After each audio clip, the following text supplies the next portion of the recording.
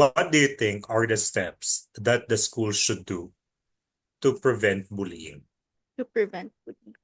First step is magsimula tayo sa policies. Dapat meron sila yung parang, kapag may nang-bully, ano yung pinakaunang gagawin? Gano'n. Para alam ng mga Preventative. teachers.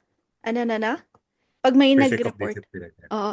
Hindi, 'pag may nag-report sa kanila na nambu-bully, dapat meron na agad na, immediate na action. Hindi na yung parang ang bagal-bagal, or parang pinapabayaan na lang, gano'n. Dapat Or mauuna, minsan they doubt they about doubt that. pa, ganyan.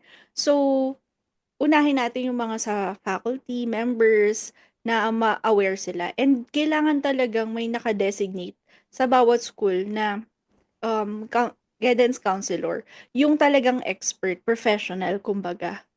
Kahit Yeah, public school, sana meron.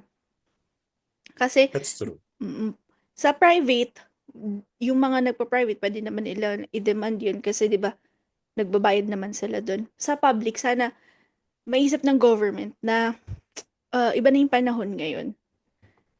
May mga iba't ibang forms na ng bullying. So, kailangan na talagang part na yun ng faculty or ng staff ng school. Tapos, dapat mabigat yung disciplinary action.